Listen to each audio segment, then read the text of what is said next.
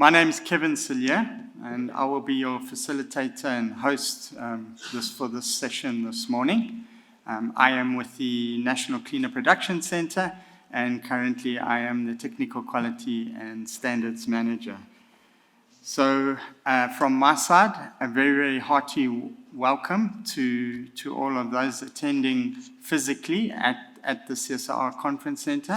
And to those of you that are joining us online, equally so, welcome. And I trust that you will find some interesting topics discussed and shared with us today on the journey that we've taken around industrial energy efficiency as the National Cleaner Production Centre. First up, we have 4 speakers this morning. I will open and give a little bit of a short overview of the Industrial Energy Efficiency Project and the impact that we believe it's made. And that will then be followed by, we'll have a case study example from one of my colleagues, Lindalani Mkize. And then we'll be hearing a little bit from industry, from the Tiger Brands. And then we will also be hearing a bit about the opportunities for an energy resilient industry sector that will also be presented by my fellow colleague, Wanatari Maja. So ladies and gentlemen, without further ado, let's get cracking and see what we can share with you on this morning. So in terms of the National Cleaner Production Centre, I've introduced myself. I'm with the centre. The centre, for those of you that have maybe joined later on in our journey, it's a program supported by South African government through the Department of Trade and Industry, and we are very fortunate enough to also be housed and located within the CSIR. So welcome, and let's take it. The Industrial Energy Efficiency Project. The Industrial Energy Efficiency Project was actually initiated in 2010. That's when it started off.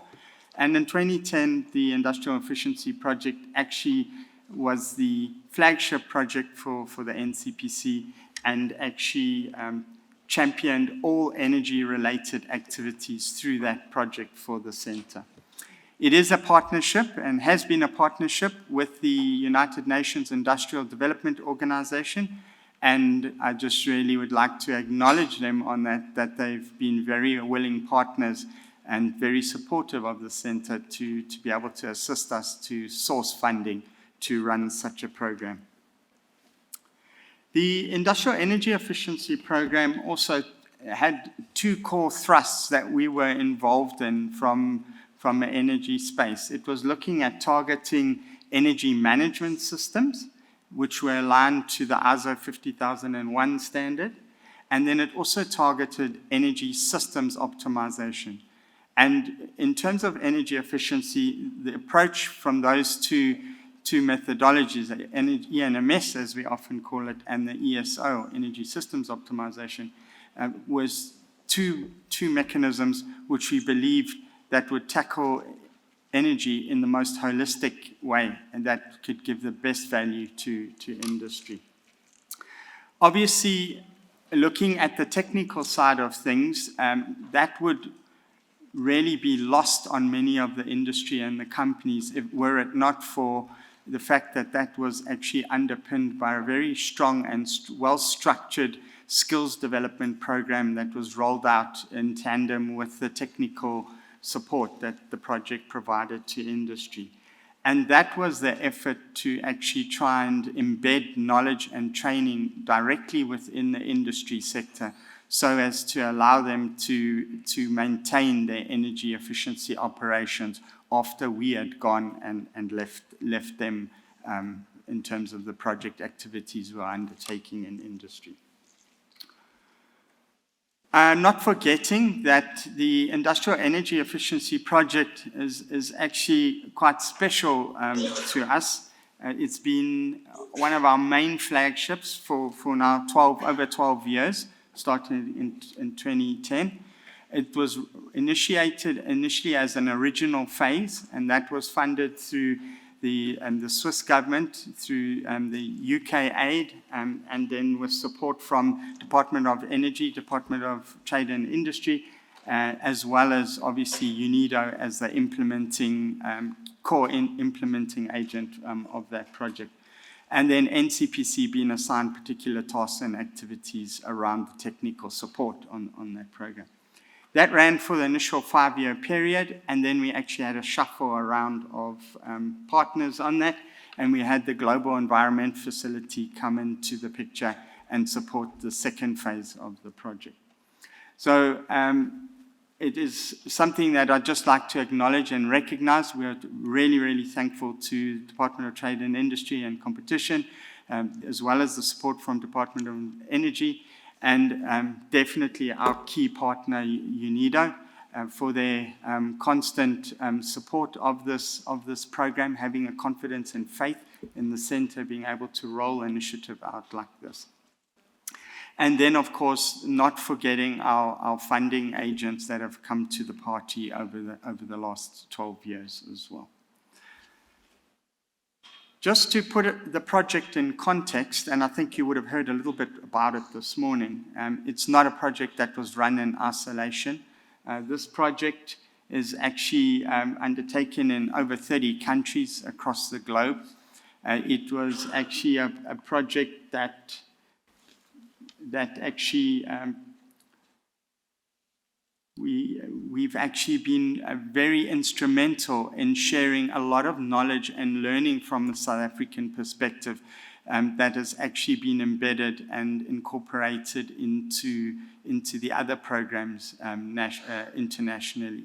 And so you might say we are very proud of the fact that we were probably a key leading agent in driving this project in terms of the global program. A lot of countries actually look to South Africa for guidance and borrowing and lending of some of the activities and outputs that we had developed along the way. So looking back at it, and just to get a sense of what has the impact of this project been, and have we made any impact at all? And I think you saw some numbers earlier this morning. But I think there's a couple of things that stand out for us on the front. We actually believe that this has been a highly successful project, and that we've actually made a substantial impact as a program for South Africa. And that is reflected in a couple of things. A highlight for us was in 2020, we were actually awarded the winner of the Association of Energy Engineers Project of the Year Award. That was actually a global competition, which we actually won the Project of the Year against other competing countries. And there was some stiff competition there that we were actually up against. And this was a recognition for projects that were run outside of the US, given that the Energy Engineers Association is US-based. So that's something that says we must have been on the right track. We've also, in terms of impact, you've heard today, more than 450, 500 companies that we've actually undertaken technical assessments in. And if you've ever been involved in the plant assessments, you'll know that it's a lot easier said than done. It's a lot of backwards and forth getting information and data out of industry. So it's certainly a big task that we've undertaken. We've also been instrumental in supporting a number of companies, 18 to be correct, around helping them with their journey on towards the energy management system implementation and ultimately moving towards ISO 50001 certification. So that is something that has been big on our agenda and that we've strived to try and support industry in. And then again, some while back in 2016, we were also nominated as the Achiever Award for the best training provider in the public sector. And again, that suggests to us that on the technical front, as well as on the skills development front, the project has certainly received acknowledgement and a recognition both from local environment as well as the international workspace as well. And that's something that we are actually very proud of as NCPC. In terms of the direct impact to companies, what it's made and how it's gone about, I think in total what we've seen is we've managed to save off around about 6.5 terawatt hours of energy for the companies that we've engaged in and been involved with. That amounts to around about, as mentioned earlier today, 6.4 million tons of CO2 that we've actually mitigated, which translates into around about a 5.3 billion rand cost saving for those companies. And given the stress and the strain that we're finding a lot of our industry under, that's very much a welcome relief that those companies are realizing today. What's also important, and that is that the initial decision to move from a first phase to a second phase was well backed up by the NCPC, in that what we actually saw is nearly a doubling of the energy savings in the second phase compared to the original phase that was undertaken. So it showed that industry took a little while to come on board in the first phase, but we certainly started getting the results later on. And who knows where we can continue this journey to. I've mentioned a lot about the technical side and that what we've achieved there in terms of savings and that, but I think another area that we've been really substantial in our achievements is around our skills development. And this has been a core thrust of the center to ensure that we make sure we are developing new professionals in the area of energy, that we're making facilitators and trainers available to industry to support them with their challenges around energy. And from that perspective, the program over its lifespan is already 6,300 trained professionals that we've actually attained during our skills development offerings. That's led to around about 314 experts that we've created in that process. And of that 314, we've actually managed to secure 199 of those that have gone on to become trainers and facilitators for the center, and more broadly for industry at large as well. We're also very excited about the fact that as part of our skills development program, we've also generated 7 registered occupational qualifications, and those have now been registered, and that is also an ongoing legacy that we leave for future aspiring energy professionals to actually embark on a career in the energy space. And then lastly, but certainly not least, we also, through this program, now sit with 13 training courses that we are actually able to present and offer on a regular and ongoing basis to industry. So certainly I think there's been some significant impact that we've made as part of the project. Just in terms of legacy, one of the key outputs for this project as well was the fact that we actually were required to try and create some legacy, that once the project comes to its official closure, that there is enough backup and mechanisms set in place to ensure that energy efficiency continues and carries on in South Africa and within the NCPC as well. And we believe that we have gone some way to doing that. Again, in terms of our guides and tools that we've created, I invite you to please visit our website. It's got a lot of information and data that industry could find very useful and supportive in your journey around energy. We've already delivered 6 best practices energy system optimization guides, and those are already freely available on our website, which can be accessed to show you how to go about optimizing the respective systems in steam, compressed air, and HVAC, just to name a couple. We have also developed a number of aids and support tools for industry as well, and that's ranging from something as very simple as how to read your energy bill. You'll be surprised how many companies don't understand what they can do in their processes to actually impact the costs that they are incurring around energy. And then also another area is that we've actually had the development of a bankable proposals for, or how to develop bankable proposals for clean energy projects. And this is something that we've seen from a number of financial institutions and fundings, that there is an immense challenge with receiving proposals from industry for investment and funding for implementation of energy-related interventions. And this guide actually helps you address some of the key issues that are often overlooked when submitting proposals. And then again, we've also, on a lighter side, created a number of infographics which also allow you and give you some sense if you're looking to start out your journey in the energy management system or compressed air system optimization space, on how to start and get going on it. And these tools are also available on the website. We've also left us a legacy of over 130 case studies that we've generated during the course of the program. And many of these are now available as well on our website. So please do have a look. It's great reading and good to take to your management teams or the person holding the purse strings when you're looking for funding and for CapEx projects in your operations. Again, training comes up in terms of the leaving a legacy. We've got a number of training courses that enables us to provide ongoing training to industry, and that will continue to happen regardless of whether the IEE project exists or not in its current state.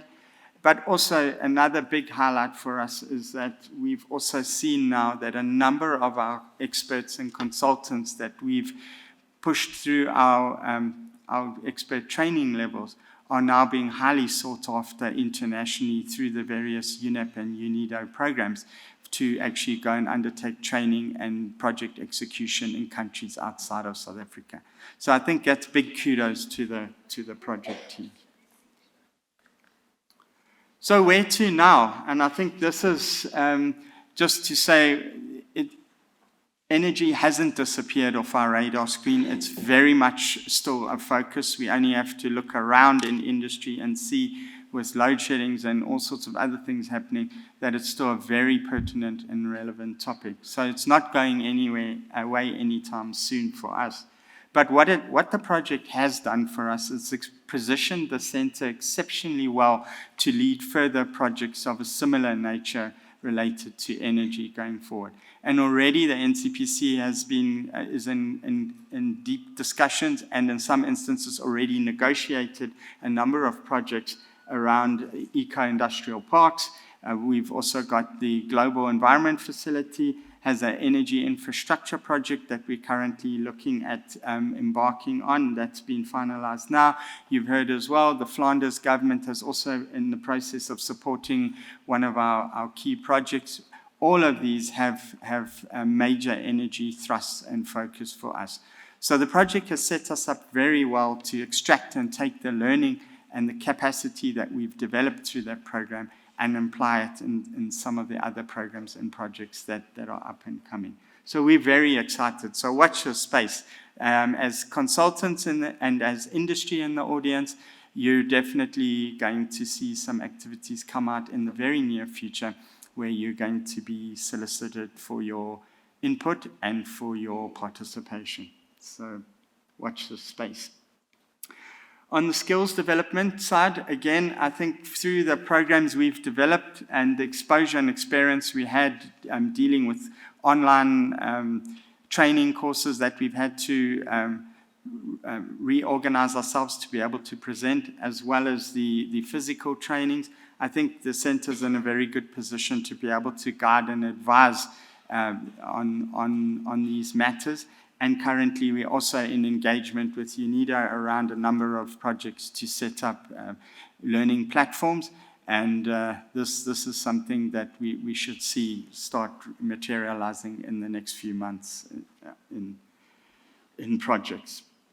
And then lastly, around the technical support and skills that we've gained through the project exposure, this has also allowed us to gain some foresight into the needs and the potential wants of industry going forward.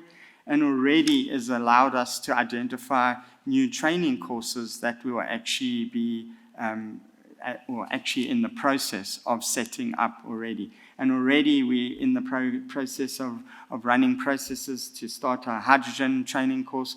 We're also looking at solar PV, and there's also initiatives around extending our current offering around biogas as well. So there's a lot of things that are coming and moving into slightly different and newer spaces for the center.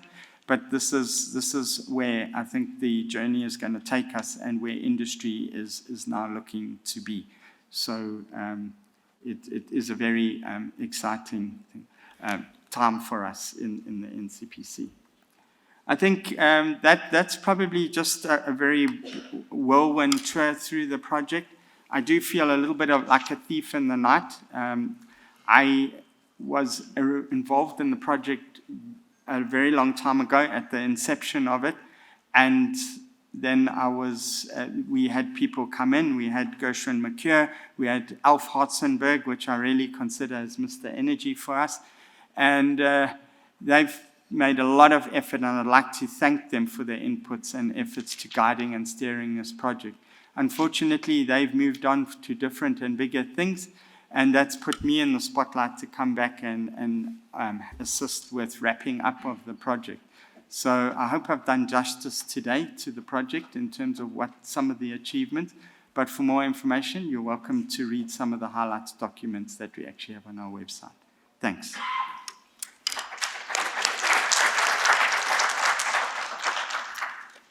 Okay. Our next speaker, I think what I'll do is let us, in the interest of time, because I know that we are running a little bit late, if you would mind, we could perhaps call for questions at the end. So if you have any questions for me, hold them on to the end. We will look to make time available to give you a round of questions, if that is okay. All right. Without further ado, I'd like to press on and move to our next speaker. And I'd like to invite one of my colleagues, Mr. Lindelani Mkhize. Lindelani was our IEE project manager responsible for activities down in Cape Town. He has now since relocated to KZN and is now sitting in the same area as myself, because I'm also from KZN. But nonetheless, he's got quite a good historical knowledge and would like to share with us some of the activities and the case study around First National Battery that they've been involved in, just to give you some sense of what can be achieved in the engagements we've undertaken. So, Lindelani, thanks.